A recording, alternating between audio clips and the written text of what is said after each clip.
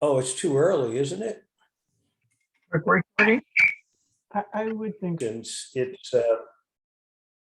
it's what we do. And also when I'm doing I'm usually not an guy, but I am when I'm trying to give a talk and control the technical stuff. It's hard to keep a focus, but so bear with me. We're doing the best we can under the circumstances. Just don't have your tech person there with you.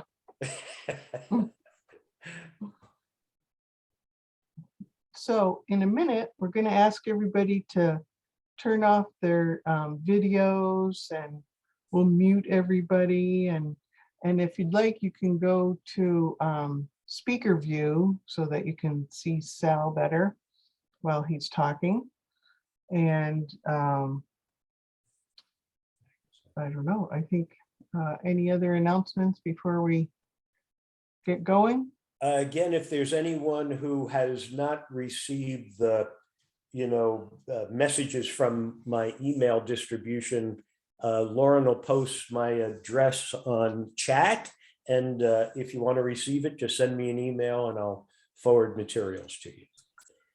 Yeah, that sounds good. Okay, I'm going to stop my video and we're going to mute everybody, and then Sal can take it away. Okay. Unmute yourself. Yeah. I got it. Okay. Well, thanks everybody for being here again. Let's I'm going to take it like this. Today we're going to learn more about Lee Harvey Oswald, who, we've come to know him as the lone nut who kills Kennedy. It's important to understand, 2 months before Lee Harvey Oswald was born, his father died. And that really set the stage for his adolescence and young adult life.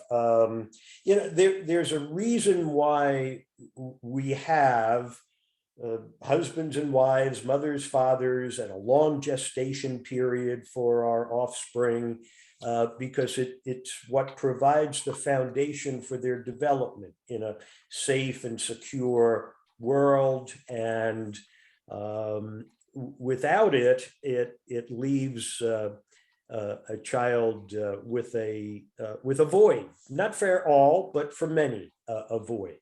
And so for Lee Harvey Oswald, his mother was not capable of being able to care for Lee and his older siblings. So she sent the older siblings to a home, orphanage, to be cared for.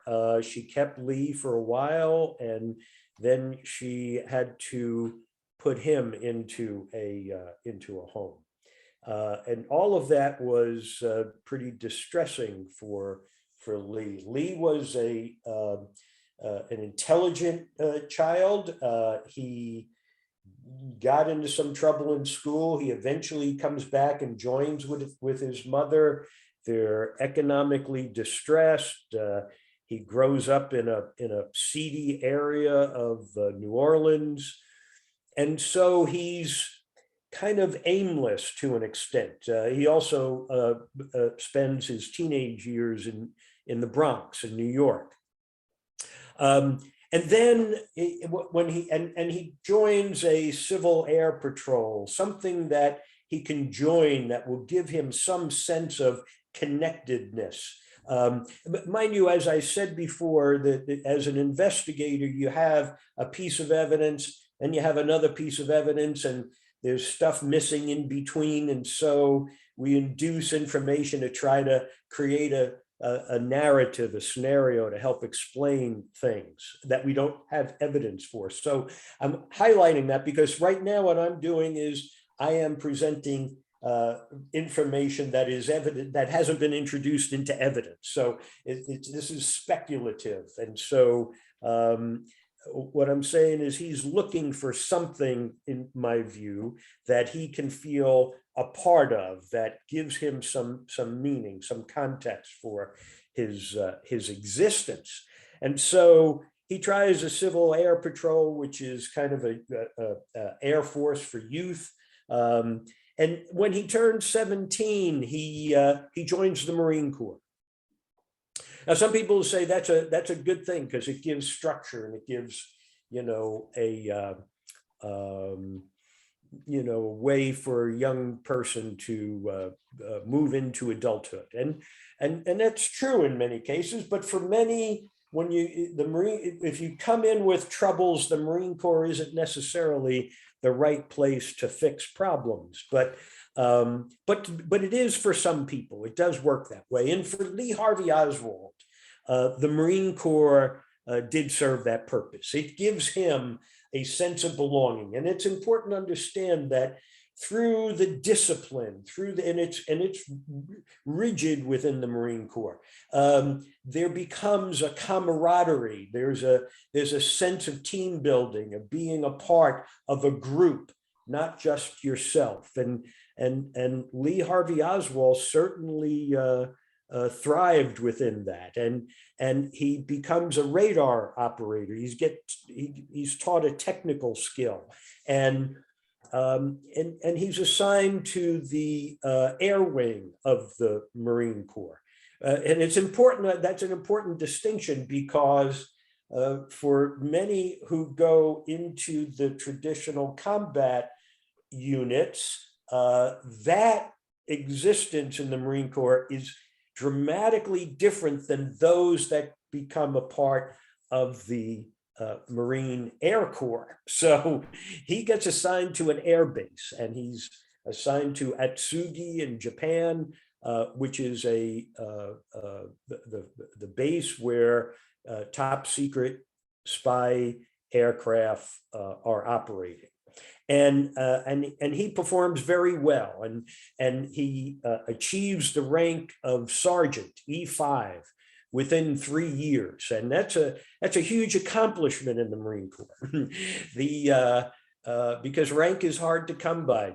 Typically, that third stripe, you don't get that until you re-enlist after 4 years. Sal, there haven't been any videos. Is that? No, that's right. I'm just lecturing then. Yeah. And then we'll get to it. But thanks, Dave. And so he has found that sense of family that he so desperately wanted in the Marine Corps, and he thrives within it. The Marine Corps it sends him to school to learn Russian. Again, this is very significant because the Marine Corps doesn't invest money in people for no reason at all. They are because they have recognized him as being an important asset, and they're putting money into him. And so with that, let's learn some more about Lee Harvey Oswald.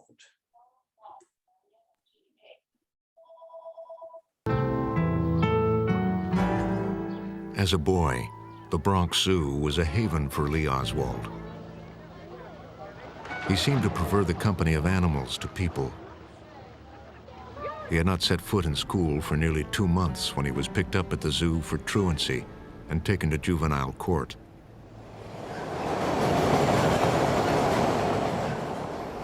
Lee thought he had better ways to use his time than go to school.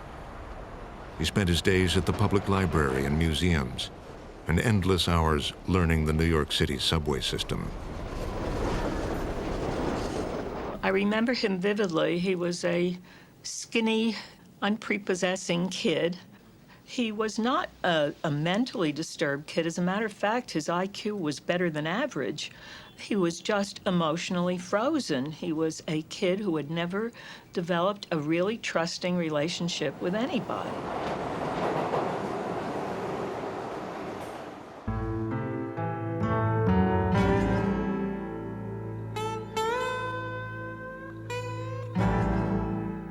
He was born October 18th, 1939 in New Orleans, the son of Marguerite and Robert Oswald.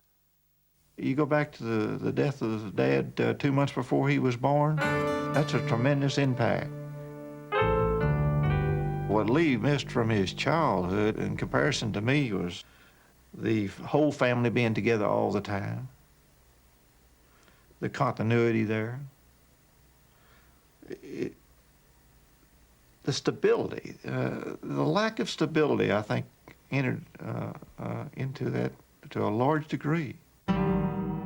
Marguerite sent the older boys into an orphanage. Lee stayed with his mother. I don't know at what age Mother verbalized to Lee the effect that she felt he was a burden to her. Certainly by age 3, he had the sense that, you know, we were a burden. When he was 3 years old, Lee too was sent to the orphanage. Like Lee, Marguerite herself grew up without a parent. It was their common bond.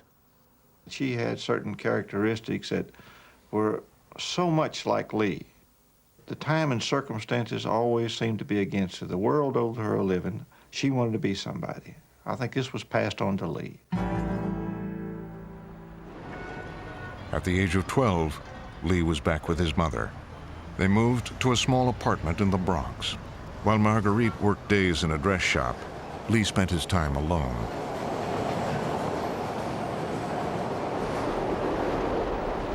From what I could garner, he really interacted with no one. He made his own meals. His mother left at around 7 and came home at 7, and he shifted for himself. You got the feeling of a kid nobody gave a darn about him. He was just floating along in the world with no emotional resources at all.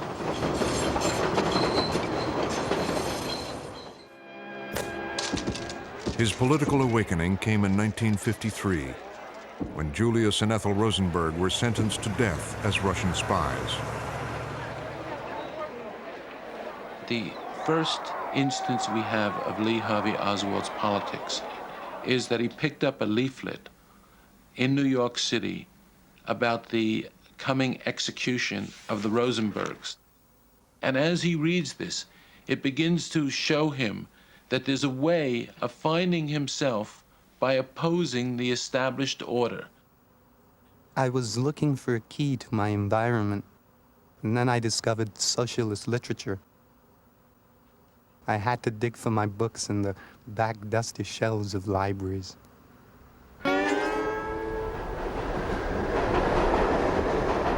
When the truant officer came after Lee again, he and his mother fled New York.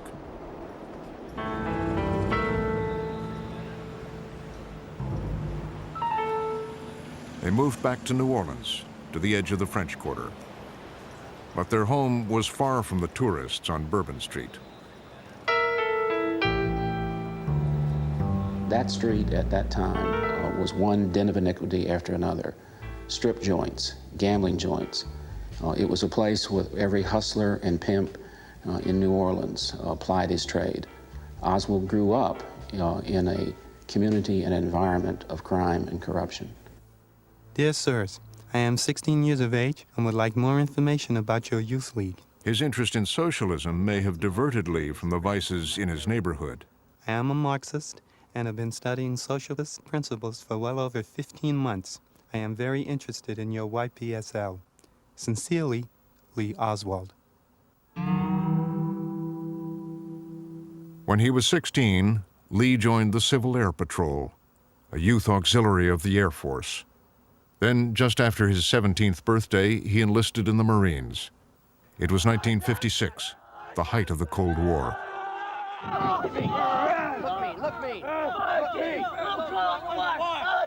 To him, the Marine Corps was a vehicle for escaping from all the things that were holding him down in his life. Look what he got as a Marine. He learned to use a rifle, he learned to travel, and he got away from his family. What meter line are we set at right now? 200. Is that 200 meters? Oswald received extensive training in marksmanship.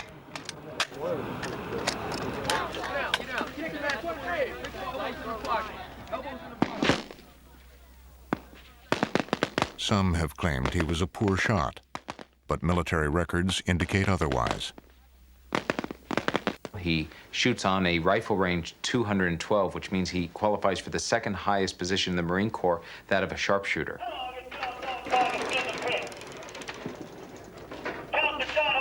Near the end of his stay in the Marines in 1959, he went back to requalify himself in the range, still shot 191, and still qualified as a marksman.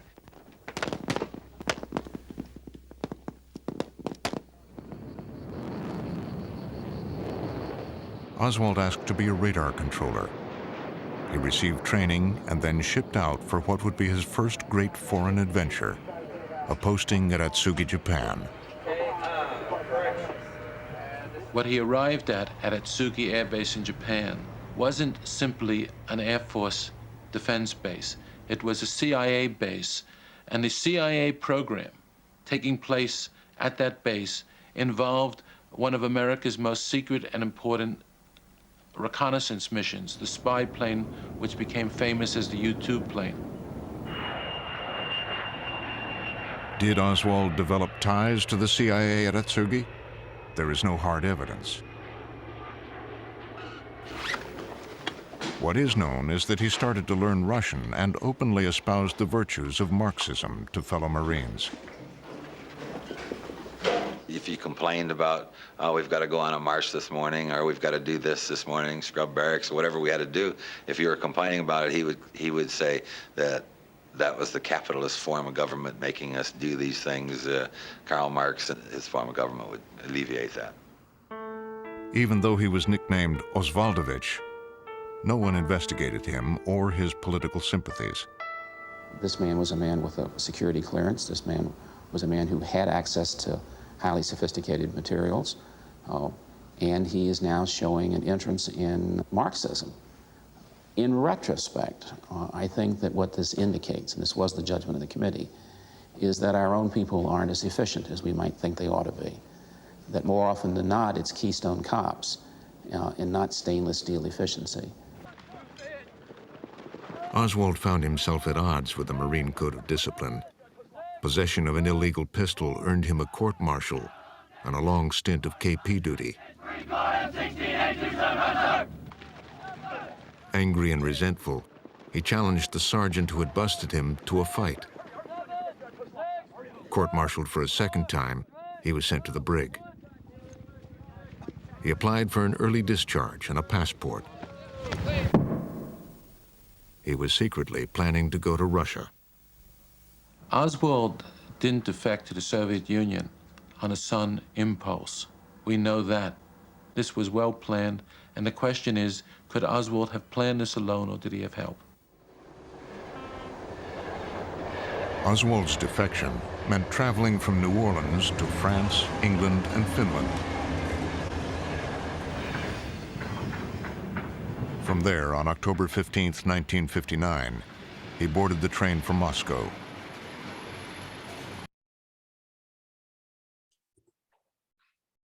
So we have Lee Harvey Oswald is he's a Marine. They're sending him to school to learn Russian, which indicates the Marine Corps thinks well of him. In the first class, I read what his commanding officer at the base had to say about him, and it was all pretty favorable stuff. And so we have on the one hand the squared away Marine, then on the other hand we have the Marxist who's getting in a fight with people and put in the brig and that sort of stuff. And you know, you can read it like, oh, well, you know, yeah, he had a top secret clearance, but, you know, it's more Keystone Cops. Well, that's not my take on it at all. I'll give you my take. And again, this is speculative, just based on what it is we've got, is that Oswald, the Marine Corps is going to invest some money in it. It may not even be the Marine Corps, it may be intelligence that's funding this. And he is going to go to school to learn about Russian. And so his barracks mates are what the heck's going on here? What are you, a communist? And so what goes on in the jive of the young Marines is, I'm sure he is saying, yeah, right, I'm a Marxist. I've read all about that stuff. And so he is, making, light of it. He's finding out how to, jive with the other Marines. And so again, this is, if he is being recruited into an intelligence operation, they are going to have to characterize him as someone who has sympathies for the Russians.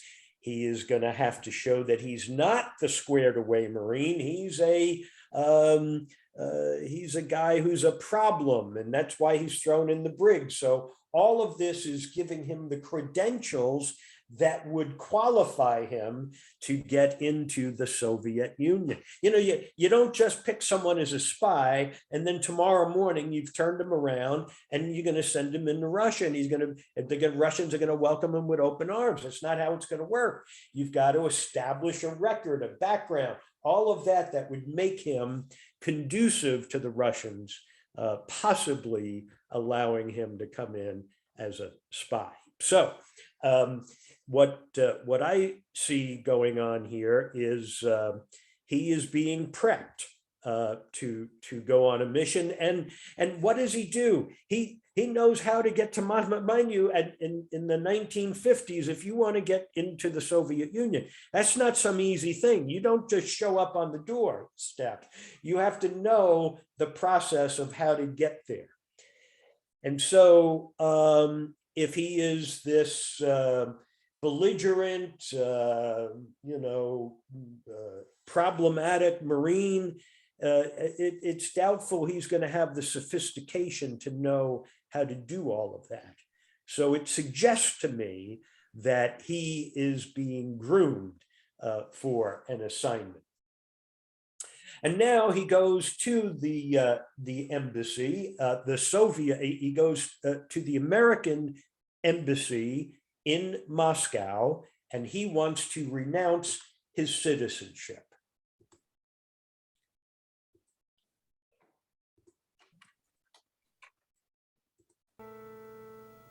On October 31st, he went to the U.S. Embassy and demanded to see the consul, Richard Snyder. They put a piece of paper on my desk. It said, I have come to revoke my American citizenship. I have applied for Soviet citizenship. He also volunteered the information that he'd been, while in the Marines, he'd been a radar technician. And that when he became a Soviet citizen, he intended to offer to the Soviet authorities everything that he had learned. Snyder reported Oswald's threat to Washington. The Marines changed their... But the KGB says it was unimpressed by the military intelligence Oswald was sharing with them. There were conversations, but this was such outdated information. The kind we say the sparrows have already chirped to the entire world. And now Oswald tells us about it. Not the kind of information that would interest such a high-level organization like ours. No, of course not. This guy isn't coming to tell us anything that's important. He is, we're sophisticated. We're not going to get information from this guy. If they are going to take him and exploit him as, someone that they want to get information out of, they're not going to tell you, oh yeah, we were salivating when he came looking for us. We thought he was really a prize. They're not going to say that. He's going to say what that guy just said. And so, but here, Lee Harvey Oswald, though, he goes to the U.S. Embassy, meets with the ambassador, and says he wants to renounce his citizenship. But the ambassador says the ambassador's been trained in this kind of thing, and they don't just quickly give you the ability to renounce your citizenship. What they do is they stall. They want to delay. They want you to think about it before they're going to process your renunciation of your citizenship. But what does the ambassador say? This guy knew what he was doing. He knew what we were going to do, and he was prepared to counter it. So he's been trained in how to approach the embassy to renounce your citizenship. And in the process, he says, I was a radar operator, and I'm going to give away secrets. And so the ambassador says, okay, well, it's late in the day, it's a weekend, and I can't get all this stuff typed up. Come back on Monday, and we'll have it ready for you. But Lee doesn't come back on Monday. Now, if you're going to renounce your citizenship, and this is a big thing that you're doing. So if you're delayed, it's not like, well, I'm going to just change my mind over the weekend. But he doesn't come back Monday. So why not? Well, they know that the embassy is bugged. What he was doing was a performance for the KGB. He's telling the KGB, I'm here to give you secrets. And he doesn't go back because he doesn't need to. The mission was accomplished at the embassy when he went in there to meet with the ambassador. It was to give a show for the KGB.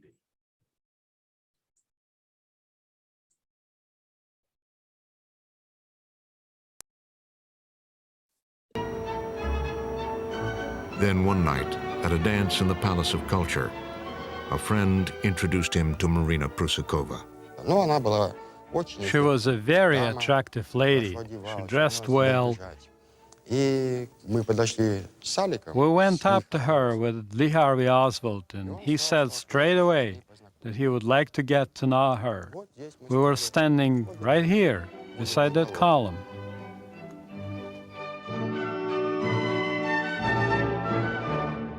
Of course, he fell in love with her straight away, at first sight, as we say in Russia.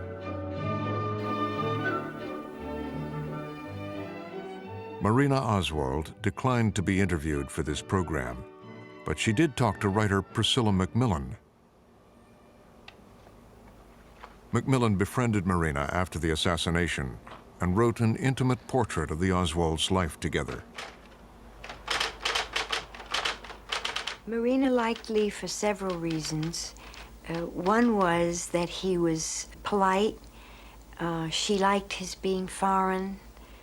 I hate to interrupt, but I have to interject this.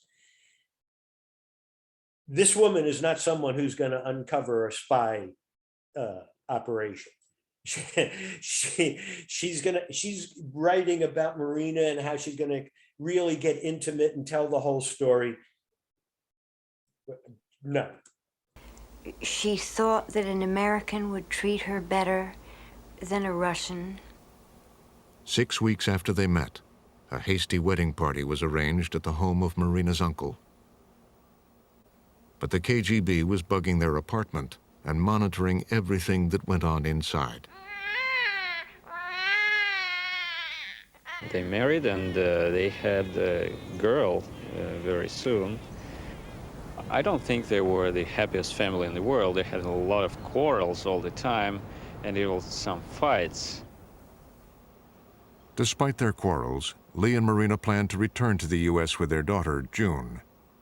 But it took 18 months until Soviet and U.S. authorities finally granted them permission to leave.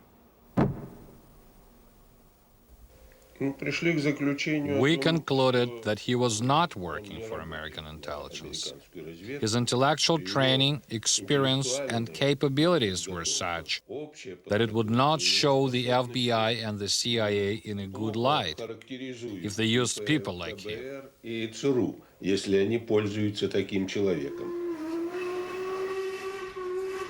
Oswald's 2.5-year Russian journey was over. On June 2nd, 1962, Lee, Marina, and June left for America.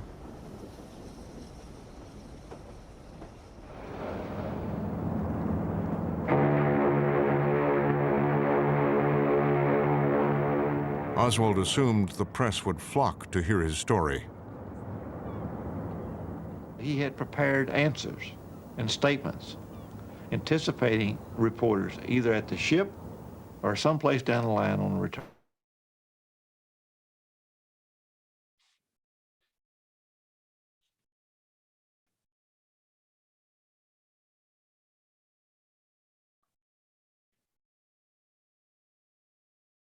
Sal, you're frozen. Oops.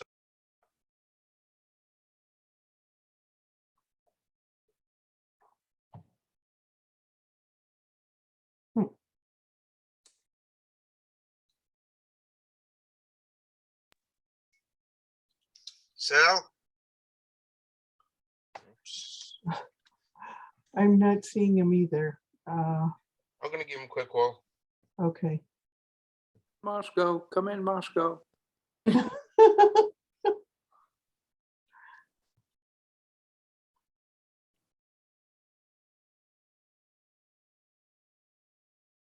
Sal, you to finish up the end. So will his Monday and Tuesday classes be off by a week then? Sal, will your Monday and Tuesday classes then be off by a week? Yeah. Okay. Okay. Yeah, so they'll be Good off by a week. Unless you want to skip next Monday and then catch up. No. We'll just, we'll keep it going like that. Okay. Yeah, well, it was funny because it came up and said Zoom is unable to connect. I wonder where the hell is that coming from? Yeah. In the middle. I was wondering, and I said, so it's time for his handlers to bring him home, and so as a part of it, he is going to bring back Marina. Marina has an uncle who is who's an officer in the KGB, and they're looking to recruit KGB officers to become informants to the CIA, and he gets assigned to, okay, bring her back as part of your return home. Mind you, he has met her at a dance, and he's marrying her 30 days later. So this to me is again indication that he's working for the agency. When he comes back and he gets off the plane, and his brother says he's surprised that there's no reporters. The reason he's surprised is he's been prepped for what to say if there are reporters there. So, and he's been prepped by who? His handlers. So this is, all of this suggests to me that clearly he's working for intelligence agencies.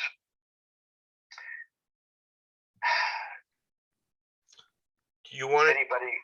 Go ahead and ask my questions. Yeah. Do you want to see if anybody's got any questions, Lauren? Yeah, sure. Yeah, I have put it so that people can unmute themselves if they want, or they can raise their hand, use the raise your hand function.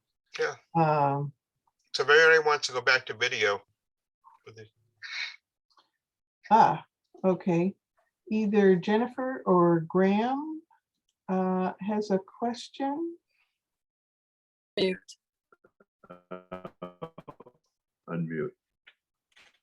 I hear Graham. Doesn't this sort of sound exactly like one of the hardest things there is in intelligence to do, which is create a perfect double agent? Oh, I couldn't hear you. So that he's, no. Can you hear him, Lauren? Yeah, it was the question, is he getting, being prepped to trained as a double agent? I mean, one of the hardest things in intelligence is to get a useful double agent. Doesn't this sound to me like this is the perfect opportunity he's presenting to become a double agent, and both sides are prepping him? Get into the investigation. And Anita and Max also had the same question. Unclear as to which intelligence agency he's working for. Well, that's probably on purpose, right? Yes. Sal, which intelligence agency was he working for, and how hard is it to be a double agent?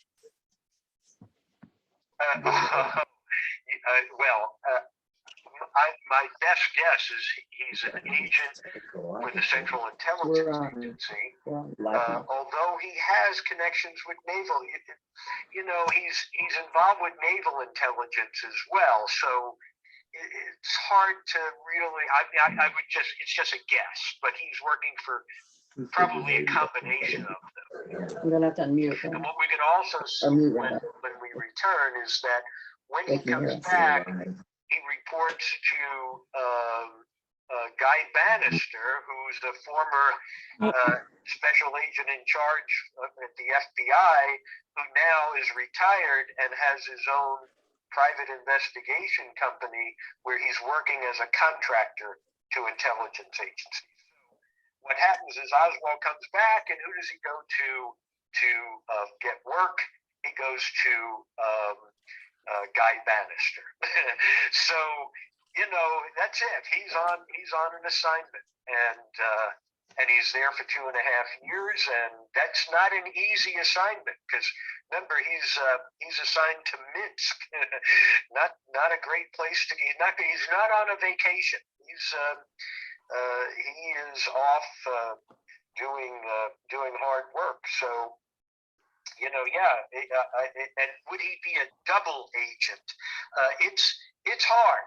I mean, because remember the people who are investigating those who they think might be a double agent are pretty sophisticated, and so I don't think Lee Harvey Oswald would have had the wherewithal to number one be first working for U.S. intelligence, then going to the Soviet Union, getting turned, and coming back and being a counterintelligence agency. I just don't see that. Yeah. Again, that's speculation on my part, but I don't think he had that level of sophistication. And you can see him even when he's arrested for the Kennedy assassination, and he's answering questions. He's been trained by people as to how to respond to situations like that. And he is pretty diligent in how he does stuff. Eileen has a question. Yes. If he's an agent when he's over there in Russia, are they getting paid to pay? Agents get paid for this? And if so, where would the money be going? Well, yeah, he's getting paid, and remember his mother was ill, which was part of the reason, part of the story for him to get an early discharge from the Marine Corps, and I would suspect some of that was being funneled to her. Yeah. Oh, and one of the things too I wanted to mention is that they said about his getting a security clearance and that it was Keystone Cops. They're, particularly when you're operating at a place like Atsugi, the background checks are really thorough. This is not, Keystone Cops. To get, I've had multiple clearances over my career, and it's not just, fill out a questionnaire and we give you this clearance. It is, they interview you for hours, they give you polygraph tests, they interview your neighbors. I mean, it's extensive. So I don't buy that Lee Harvey Oswald just kind of slipped through the crack. Margarita Haberlin wants to know, was Marina a Russian spy? I don't think she was a Russian spy. I think it was her getting out of the Soviet Union and into America was payment to a Russian colonel to win favor with him, and that was her uncle. So she was not a random person at a dance. She was probably targeted. Yeah, he was just what you get is, there's multiple operations going on. They're looking to recruit this KGB colonel to give them information. And what does the KGB colonel want in return? I want to get my niece out of here. and all of this is separate from Lee Harvey Oswald. Oswald may have nothing to do with it. It just comes along that they've come close to making a deal. They're going to be returning this asset. Lee Harvey Oswald isn't the only asset that they have there. He's one of them. And so they're going to bring him home, and they say, okay, well, as part of your coming home, we need to have a story for why you're coming home. And so he winds up marrying Marina. They have a kid, and he's coming back. And so, it's just another part of the assignment for him.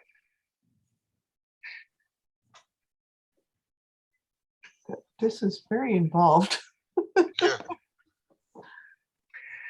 Right. And if you think about it, what would be involved in, during the Cold War, gathering intelligence against the Soviet Union, how would you do it? It's not going to be simply, sending a few people over and saying, okay, you just find your way around and gather some intelligence and get it back to us. It's going to require a very sophisticated, complicated effort. And a guy like Oswald, he's not at the top of it. He's just one of many people who are participating in it. But I would say that because he was so gung-ho, he wasn't a gung-ho Marine. He was what I would call a squared-away Marine. He was diligent, smart, competent, that they felt this is a guy who will fulfill his assignments. Yeah. Interesting. It's important to look at him. What I think is important is to look at him that way, because when you look at the caricature that's been created about him, is he was reading Marxist literature when he was 16 years old. Well, someone who's got above average IQ, and we're in the middle of the Cold War, and you want to find out what's this communist stuff all about. I mean, many have read not Das Kapital, but the Communist Manifesto, right? A short little book. Well, okay, now I know something about communism. Does that mean he's a communist? My goodness, if that's the case, we got a lot of communists running around here, because we've had a lot of people who have read the Communist Manifesto when they were a kid. So they try to characterize him as being a leftist who was a lone nut and acted bizarrely by handing out leaflets for pro-Cuba and all that kind of stuff. And so they have given him a resume that was to fit a particular character. And what I'm saying is it flies in the face of what he's actually been assigned to do. And when you look at how he behaved when he goes into the Russian embassy, this is not someone who has not been coached. This is clearly somebody who's been coached in what to do and how to do it. And if he was going to renounce his citizenship, he certainly would have been back there Monday morning. But you see, he didn't want to renounce his citizenship, because once you renounce your citizenship, you can't make a U-turn and say, well, I changed my mind. Once you sign the paper, you're done. So, and what do they tell him? They say, well, before we actually execute this thing, you might want to make sure the Russians are going to allow you to stay, because they might not. And if you've renounced your citizenship and the Russians won't let you stay, where are you going to go? So, but Lee doesn't come back on Monday to complete the deal. But again, it's just evidence that he's putting on a performance for the Russians. Why weren't the Russians suspicious when he was able to come back in the United States? Well, I think I think that they had already extrapolated from him whatever they could have. Remember, he's there 2.5 years, and then he's used up. He's not of any real value after that. And we're going to talk about what happens when he comes back. But remember, it's after he defects that the U-2 is shot down. Gary Powers is shot down after Oswald is there, after Oswald presumably gave them information, which suggests when he comes back and he's not arrested, that clearly authorities know he's been on an assignment. And I think it dropped out before you heard this part of it, where his brother is talking to him about, when he comes back and his brother picks him up, and Lee is, why aren't there any reporters here, and that sort of thing. Yeah, that's right. That's right. Yeah, that's right around the time it sort of disappeared. And it drops out. Yeah. And then what he'll talk about later is the FBI comes to speak to him, but I think this may have to do with my. Yeah. Well, that. Yeah. Well, we got what the other part of the video. Since we're going to be doing it again next week, let's finish up that part next week. Margarita had another question. But Margarita's got another question, though. I'm sorry. Margarita's got another question. Okay, go ahead. You want to do it, Dave? I can't see it. Oh, what intelligence on Russia might Oswald have brought back? What intelligence on Russia might Oswald have brought back?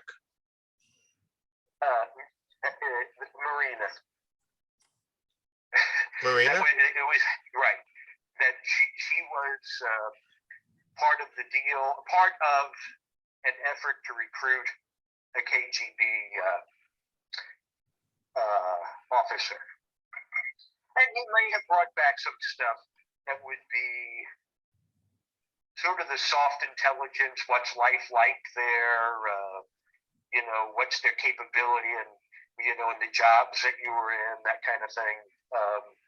They do a lot of that just to get and they send spies here into America to try to get, a sense of what are Americans thinking? What's their life like? Why would they vote for Trump? That kind of stuff. We don't know that answer. So nuts. Yeah. Oh, Joy has a question. What was the likelihood of turning a KGB officer's niece? It would seem like of all the people that they might turn, that would not be a first choice. I'm sorry, what was the likelihood of turning the KGB agent's niece? They're not looking to turn her. They're looking to turn the uncle. And would she getting have her even out of Russia into a Western country is sort of the payment. That's part of the incentive. And actually, would she have even known he was a KGB agent? Maybe not, right? Possibly not. Yeah, would she have known he was a KGB agent? Would she have known about her uncle? That her uncle was a KGB agent. I would assume she would. Yeah, he was an officer in the KGB. He was an officer. Yeah. Right.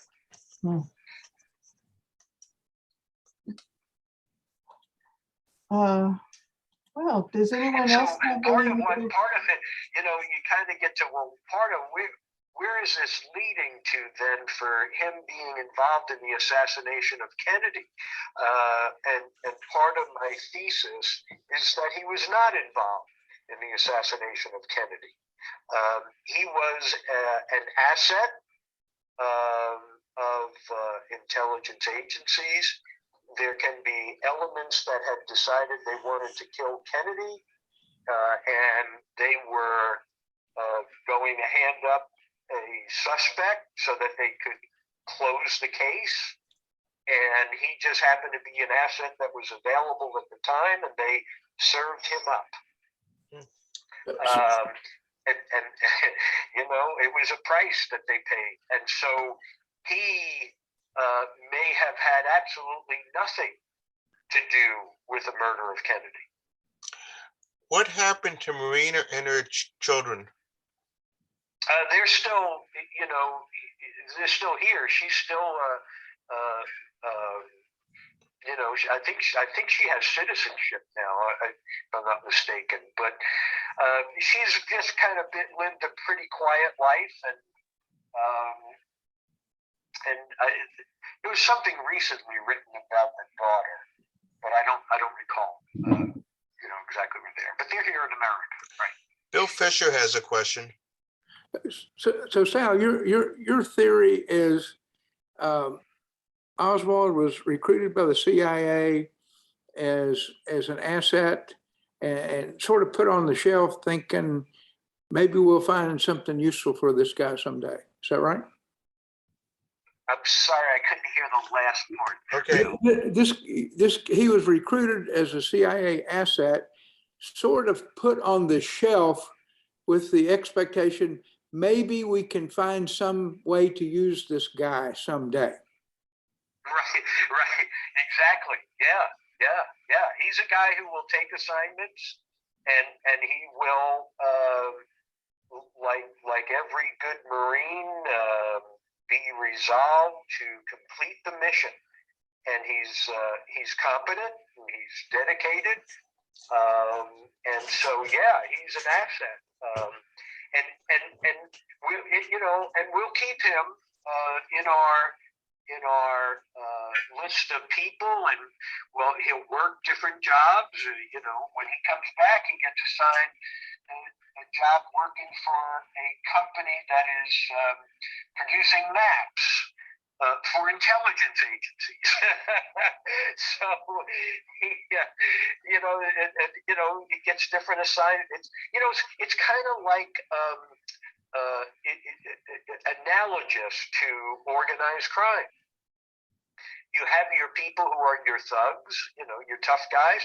How do they live? How do they, you know, have a regular income? Well, they're waiters in restaurants. You know, they drive limousines. They do that kind of stuff. They have jobs like that so that they make a living. Some of them are no-show jobs, right? So that's how you keep these people, this cadre that's available for when you need them, and you keep them employed in one form or another. And so Lee is just one of those assets that's out there.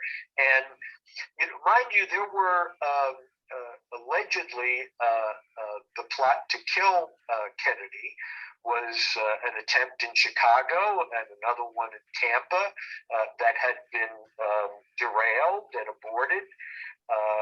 And so had they taken place in Chicago, let's say, they would have had a different asset that they would have put up as the suspect as to who did the killing. And Lee Harvey Oswald, we never would have heard of him. That's my theory. Let me emphasize, this is just pure speculation. But what is interesting is that I think when you look at what he's done, it clearly suggests to me that he's an intelligence asset.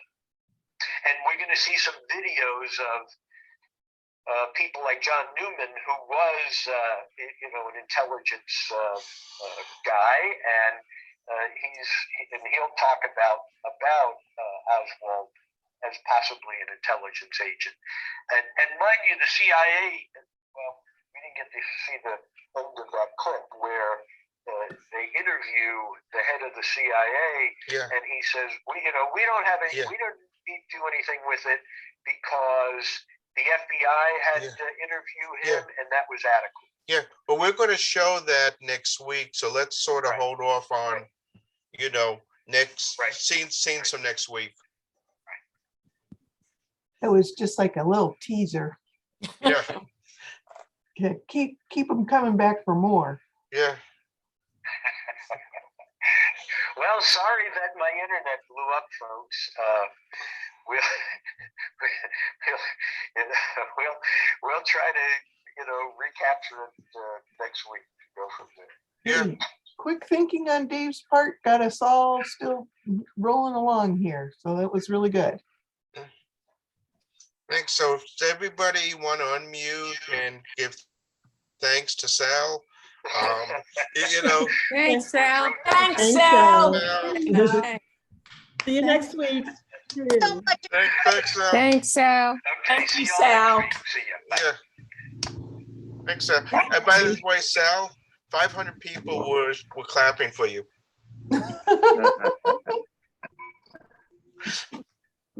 Actually, before the implosion, it was like 87.